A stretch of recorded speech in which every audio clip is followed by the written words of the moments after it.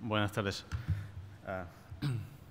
Antes de empezar, quiero agradecer también a Javier García y a José Domingo San Martín haberme invitado amablemente a participar en este congreso. Es la primera vez que participo en un congreso de este tipo, quiero decir, un congreso tan multidisciplinar como este, y me resultaba muy interesante porque uno puede acercarse a facetas de la investigación tan extraordinarias como la que nos acaba de presentar el profesor Gutiérrez, una presentación extraordinaria, por cierto, en la que, bueno, a diferencia de su presentación, lo que ustedes van a ver en la mía, si puede herir su sensibilidad es porque quizá alguno de ustedes tenga especial alergia a la física, no por ningún otro motivo.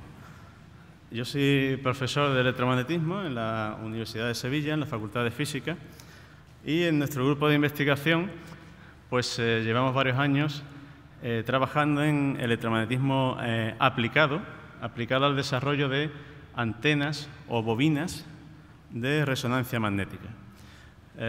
Como muchos de los presentes saben, la resonancia magnética es, junto con el TAC, pues la principal herramienta de análisis tomográfico que tenemos. Tienen similar resolución y, a diferencia del TAC, pues la resonancia no hace uso de radiación ionizante, por lo tanto tiene esa ventaja frente al TAC, pero tiene otros inconvenientes, como ponen de manifiesto las imágenes que pueden ver abajo a la derecha, donde pues dos operarios tratan de desincrustar una silla metálica que se ha quedado encajada en la resonancia. Mientras que en el TAC el principal riesgo es recibir una dosis de radiación elevada, en la resonancia magnética el principal riesgo es recibir un golpe en la cabeza con una de estas sillas que salga disparada porque alguien ha dejado olvidada en la sala de la resonancia.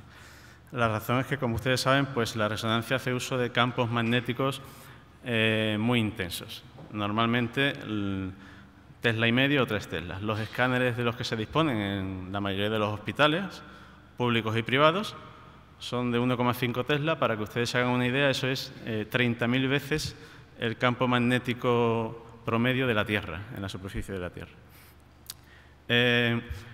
Muchos de ustedes también conocen los distintos elementos de que se compone un escáner de resonancia magnética. Sobre el que yo les voy a hablar es el último que aparece ahí enumerado.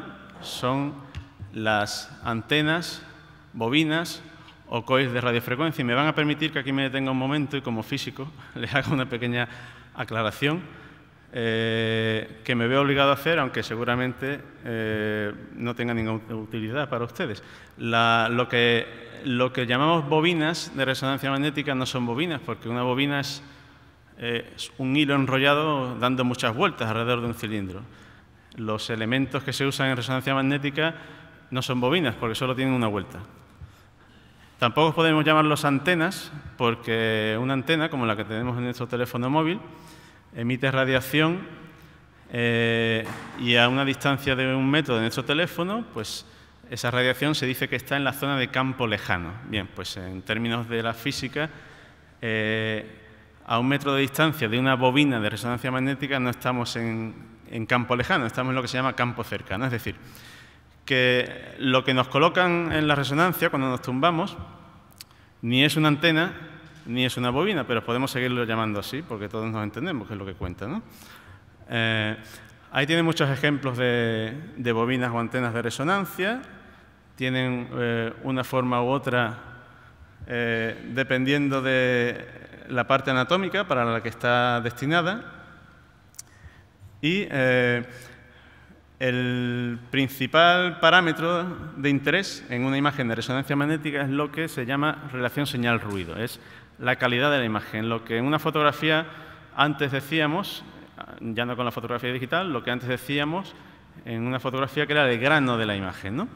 Ese grano es mayor o peor y lo cuantificamos con un parámetro que se llama razón señal-ruido o SNR, por sus siglas en inglés, Signal to Noise Ratio. Bueno, pues para que se hagan una idea de qué significado tiene este parámetro, pues una bobina de resonancia magnética, que no es más que una espira, un círculo de material conductor. Ahí en la imagen tienen uno fabricado por uno de nuestros estudiantes, es una espira de cobre.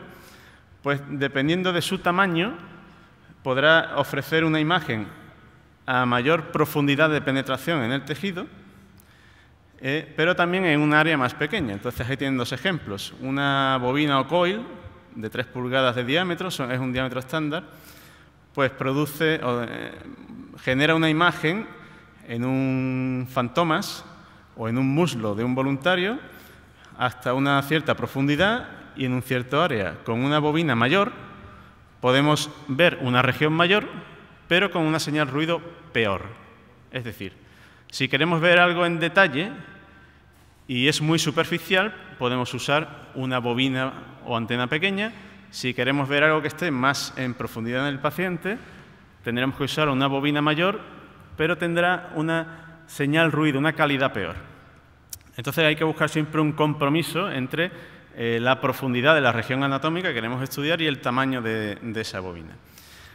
¿Y cómo lo hago entonces para cubrir una región muy extensa, pero con mucha calidad? Pues en lugar de usar una bobina grande, usamos muchas bobinas pequeñas puestas una a continuación de otra, lo que se suele llamar un array o un arreglo, una colección de antenas o bobinas.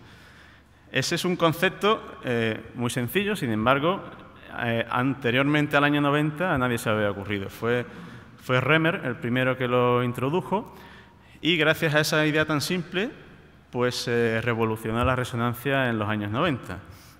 Anteriormente se usaba una sola espira, una sola bobina para estudiar la parte anatómica de interés del paciente. Otro concepto importante, aquí me van a permitir también que entre en profundidad en la física y me enrollo un poco, es que, claro, uno dice, bueno, pues si quiero cubrir todo el paciente y verlo con mucha calidad, pues lo que tengo que hacer es cubrirlo con antenas pequeñísimas, pero cubriendo por completo la superficie del paciente. Eso tampoco funciona. Es decir, hay un compromiso también en el hecho de usar antenas de tamaño muy pequeño, porque en el concepto de señal ruido que he mencionado anteriormente, ese ruido que perturba la calidad de la imagen procede de corrientes electrónicas que se generan tanto en el tejido del paciente como en el propio material conductor con el que está fabricada la antena, que suele ser cobre. Bien, pues a medida que reducimos el tamaño de esa antena, el ruido electrónico que procede de la antena es dominante sobre el ruido que procede del paciente. Y eso hace que no podamos extrapolar el concepto anterior y fabricar una antena que cubra, por ejemplo, todo el torso con 200 elementos muy pequeñitos. No vamos a ver nada, vamos a tener una imagen muy pobre. Entonces, hay que jugar con el tamaño y la disposición de las antenas en función de lo que uno quiera ver. La señal ruido es proporcional al campo magnético estático que hay en la resonancia. En la resonancia tenemos dos campos magnéticos. Uno que es como el de un imán, que es inalterable, es estático, que es del orden de 1,5 Tesla, 3 Teslas. Actualmente la Unión Europea ha autorizado los sistemas de 7 Teslas, pero solo para imagen de cráneo. Son unos sistemas en los que hay algunos problemas todavía, los de 7 Teslas, porque, por ejemplo, el paciente hay que introducirlo dentro del tubo, dentro del gantry, a una velocidad menor que en los escáneres de 1,5 Teslas, porque se marea si se introduce muy deprisa dentro. Porque el campo magnético es tan intenso que genera corrientes parásitas en el cerebro. Bien, entonces, como decíamos, la señal ruido es proporcional a ese campo magnético. Entonces, si un hospital tiene un escáner de 1,5 Teslas, pues si encuentra financiación para liquidarlo y comprarse uno de 3 Teslas, la imagen que obtenga tendrá el doble de señal ruido, tendrá una calidad que habrá mejorado en un 100%. Pero también podemos optimizar la razón señal-ruido configurando de forma inteligente la geometría de las antenas. Claro, entonces, ¿qué puede hacer el usuario de un escáner de resonancia, un hospital? Pues tiene la opción de comprar un sistema de campo más alto, pero para que se hagan una idea, pasar de un sistema de 1,5 Tesla a 3 Teslas es pasar de 1 millón a 2 millones de euros, como ven en la tabla. Y a 8 millones de euros si se trata de un sistema de 7 Teslas. Tienen esa opción para conseguir estudios de resonancia de alta calidad, o tienen la opción de proveerse de antenas de resonancia magnética más específicas, más variadas, que son mucho más baratas que un sistema completo. Estamos hablando de decenas de miles de euros. Pero el problema es que los fabricantes de sistemas de resonancia magnética, aunque proveen de un conjunto de antenas o bobinas pues muy variado, todo hay que decirlo, ese conjunto siempre es ilimitado. Es decir, un fabricante de antenas no puede poner a sus ingenieros a fabricar una antena específica para observar una patología concreta en un par de hospitales del mundo. Eso no es rentable. Entonces, aunque el número de antenas disponibles es cierto que es bastante completo, pues siempre va a ser limitado. En la práctica, ¿qué sucede? Pues que un hospital a lo mejor no cuenta con todo el kit de antenas que provee un fabricante y, bueno, pues tiene que hacer uso de la imaginación, como por ejemplo aquí, donde se utilizan antenas diseñadas para obtener imagen del abdomen o del torso, se utilizan para obtener una imagen de cráneo. Eso no es lo más óptimo, porque hay mucho volumen vacío entre la antena y el cráneo. La señal ruido no está optimizada, pero es lo que hay. O, por ejemplo, hay circunstancias especiales en las que, por ejemplo, uno quiere hacer una imagen de cráneo, hay buenas antenas de cráneo en el mercado, pero tus pacientes tienen una particularidad muy específica. Por ejemplo, un caso del que hablaré más en detalle adelante es los pacientes del Hospital Nacional de Parapléjicos de Toledo. Son pacientes cifóticos severos, tienen movilidad craneal reducida debido a un accidente de tráfico, un latigazo cervical, y bueno, pues aunque allí disponen de una antena de cráneo, no la pueden usar porque no es posible introducir la cabeza de algunos pacientes en esa antena por la posición tan incómoda que supondría para ellos. En definitiva, la idea que les quiero trasladar es que si, por ejemplo, un hospital quiere hacer un ensayo clínico muy particular, muy específico, con un grupo de pacientes muy concreto, pues se va a encontrar con que el mercado no ofrece infinitas posibilidades, no ofrece infinitos diseños de antena. Bien, pues esa necesidad puede ser satisfecha por grupos de investigación universitarios como el nuestro. Y les voy a poner solamente 2 ejemplos para no extenderme demasiado. 2 ejemplos de desarrollos que hemos realizado en el grupo de microondas de la Universidad de Sevilla. Nuestro grupo de investigación empezó en los años 80 en el campo del electromagnetismo de alta frecuencia, en el campo de las microondas, pero con los años hemos ido extendiendo nuestro campo de actuación pues, a otros rangos de frecuencia, como los rangos de frecuencia que se usan en la imagen por resonancia magnética. Entonces, este ejemplo, se trata de una colaboración con el Hospital Universitario Virgen Macarena, donde hacían uso de una antena de cráneo y una antena temporomandibular, son esas dos espiras de color blanco que quedarían en nuestros lóbulos parietales. Utilizan esa antena para obtener imagen de los globos oculares, que obviamente quedan un poco lejos de la posición de esas antenas.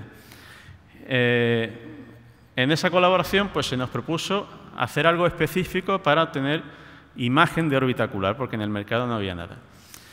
Entonces, bueno, diseñamos un array de 4 elementos. Y este fue el primer prototipo que realizamos. Era una especie de casco a los Robocop, un visor muy rígido, que cumplía su misión de obtener una imagen de alta calidad, pero aquí entra en juego un factor muy importante en una colaboración multidisciplinar, que es el asesoramiento del clínico, en este caso del radiólogo. El radiólogo nos dice, la antena es fantástica, me da una imagen estupenda, pero yo no puedo tener un señor con un trasto que pesa medio kilo en la cabeza 30 minutos, 20 minutos, hay que hacer algo que sea más confortable. Entonces nos propuso hacer una especie de antifaz flexible, que es el que vemos más abajo. Es, digamos, es el mismo circuito electrónico, pero bueno, en otro soporte. Pero ya digo que ese tipo de detalles son esenciales para que, si un grupo de investigación universitario tiene capacidad técnica, esa capacidad técnica puede no servir para nada si no pregunta al clínico cuál es su necesidad concreta. Podemos hacer un artefacto maravilloso, pero que si no es confortable para el paciente no sirve para nada. Bien, pues aquí tenemos una comparación entre las órbitas oculares de un paciente voluntario. Arriba tenemos la imagen obtenida con la antena del hospital, con la antena temporomandibular, y abajo con el antifaz que desarrollamos nosotros. La relación señal-ruido obviamente es mucho mejor. Lo más destacable de este trabajo, que se publicó en la Conferencia Europea de Resonancia Magnética, en el SMRM de 2012, lo más destacable de este ensayo clínico es que, sin buscarlo, con la antena desarrollada se detectó un tumor en la retina del voluntario de 1 milímetro de tamaño que no sabíamos que estaba ahí y que no hubiera aparecido si solo se le hubiera hecho el estudio con la antena que tenía el hospital. Bueno, posteriormente se refinó el diseño, integrando parte de la electrónica en la propia máscara, y esto apareció, además en publicaciones científicas, en el Diario Médico. Otro ejemplo que les quiero mostrar es el que ya he mencionado, de una antena de cráneo para el Hospital de Parapléjicos de Toledo, una antena de 3 teslas, de 32 canales. La antena de la que disponía el hospital era de 12 canales, 12 bobinas, 12 espiras conductoras. Con 32, obviamente, la relación señal-ruido va a ser mucho mejor, pero es que además el hospital quería que esa antena se pudiera mover, se pudiera orientar, se pudiera girar 30 grados hacia arriba, 10 grados hacia la izquierda o la derecha. Y aunque en el mercado hay antenas de cráneo de 32 canales y de 3 teslas, todas son fijas. Hacerla orientable era todo un desafío electromecánico que llevamos a buen término, empezando por un diseño, luego un proceso de fabricación, de sintonización de los 32 canales, el montaje, porque integrar todo eso en un volumen tan reducido como el de la antena fue muy complejo, y finalmente pues la antena se entregó al servicio de radiología del Hospital de Parapléjicos de Toledo, donde lo utilizan para un ensayo clínico con pacientes que han sufrido un latigazo cervical. Y aquí tenemos una primera verificación de la razón señal-ruido. Comparamos la calidad de la imagen de la antena de que disponía el hospital, de 12 canales, y la antena orientable fabricada por nosotros. Bueno, salta a la vista que la razón señal-ruido es mucho mejor. Pero para el ensayo clínico, el hospital estaba interesado además en hacer estudios de espectroscopía en una región muy cercana al centro del cerebro. Entonces, bueno, en esos diagramas de espectroscopía, pues la altura del pico que se obtenía con la antena orientable era del orden de unas 100 veces mejor que con la antena de 12 canales. Esto también, bueno, pues lo pueden encontrar en el Diario Médico si lo buscan. Y en los últimos minutos que me quedan, me van a permitir que haga presentación de unos resultados un poco más exóticos, porque estos son desarrollos basados en tecnología, vamos a decir, convencional, tecnología que está al alcance de otros laboratorios. Pero en nuestro grupo de investigación también hemos trabajado en los últimos años en una disciplina que es conocida como los metamateriales electromagnéticos. Los metamateriales pues son estructuras fabricadas con elementos conductores, con metal y con aislante, con plástico.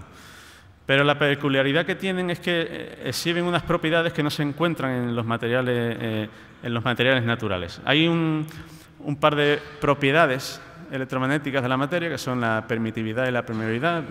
Me van a perdonar que entre a este nivel de detalle. Y en un medio natural es imposible encontrar esos dos parámetros simultáneamente siendo negativos. Por ejemplo, en un medio como un plasma, el gas de una estrella caliente o el gas que hay en un tubo fluorescente, ese es un medio con una permitividad negativa. Y una ferrita, que es un material magnético que se utiliza para eliminar ruido en aparatos electrónicos, pues puede exhibir permeabilidad magnética negativa. Pero las dos cosas a la vez no existen en la naturaleza. Sin embargo, en un medio artificial como este se puede conseguir que esas dos magnitudes sean negativas a la vez. ¿Y eso para qué sirve? ¿Qué consecuencia tiene? Pues porque podemos conseguir una cosa que se llama índice de refracción negativo, y es que la luz, la radiación electromagnética, se tuerza al revés que como lo hace en cualquier otro medio material. Cuando nosotros metemos un lápiz en un vaso de agua, lo vemos torcido. Si ese vaso con agua contuviera un metamaterial, el lápiz se torcería hacia el otro lado. Eso no existe en la naturaleza, solo en medios artificiales.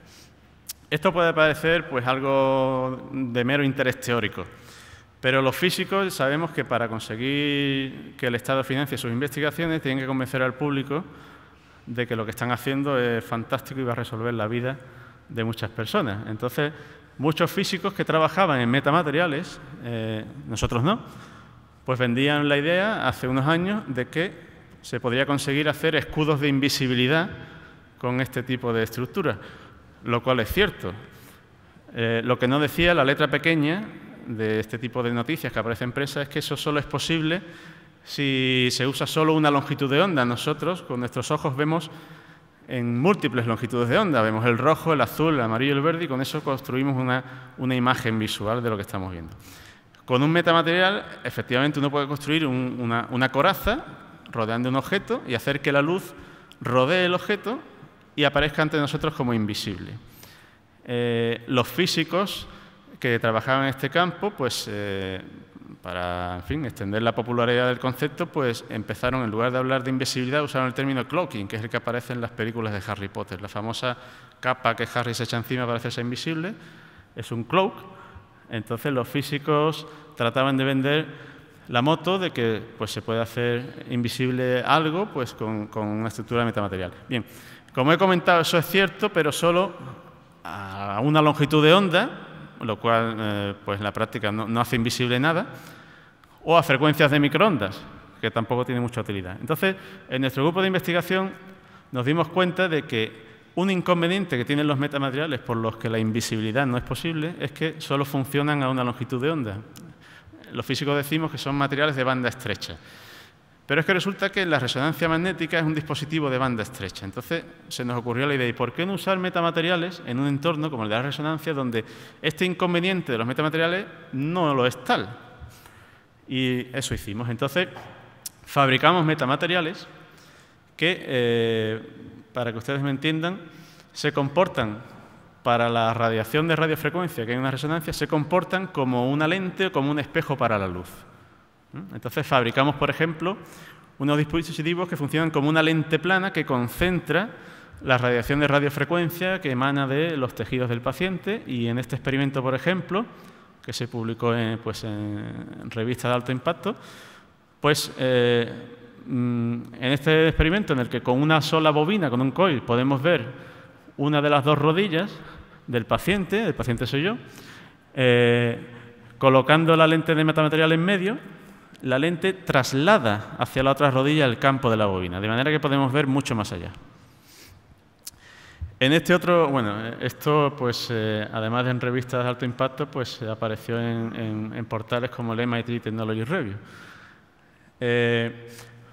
Otra posibilidad que podemos darle a los metamateriales es fabricar medios que tengan permeabilidad cero, es decir, medios que escupen el campo magnético de radiofrecuencia, lo echan fuera.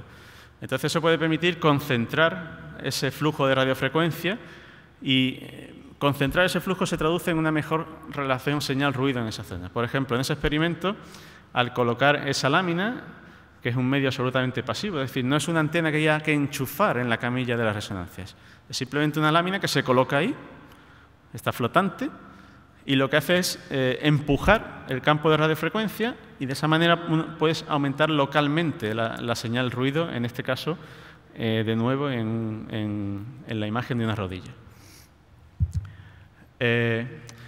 Y bueno, otro tipo de aplicaciones quizá un poco más sofisticadas que hemos encontrado para los metamateriales es la de mejorar la razón señal-ruido cuando se utilizan las técnicas de parallel imaging. Los usuarios de resonancia magnética... ha terminado mi tiempo. Los usuarios de resonancia magnética avanzada saben que pueden reducir a la mitad el tiempo que tiene que estar el paciente tumbado a la resonancia si aplican la técnica de parallel imaging, los algoritmos GRAPPA o SENSE que vienen implementados en las resonancias de Siemens y Philips. Bien, en definitiva, con las lentes de metamaterial la pérdida de razón-señal-ruido que se tiene al acelerar la imagen para que el estudio, en lugar de durar 40 minutos, dure 20, pues se puede mejorar usando los metamateriales. Este tipo de figuras en color son de un factor que se llama factor G, que bueno, los expertos en resonancia que están habituados a trabajar con imágenes aceleradas entienden mejor de qué se trata. Con los metamateriales podemos mejorar la calidad de la imagen allí donde se ha deteriorado por haberla acelerado, por haberla hecho en la mitad de tiempo. Entonces, bueno, en definitiva, la idea que les quiero trasladar es que en la universidad pública existen medios humanos y técnicos capacitados para ayudar en desarrollos específicos en los hospitales de la red pública, en desarrollos específicos basados en tecnologías convencionales y a largo plazo incluso llegar a introducir tecnologías un poquito más, digamos, exóticas como esta de los metamateriales que les he introducido. Nada más, gracias.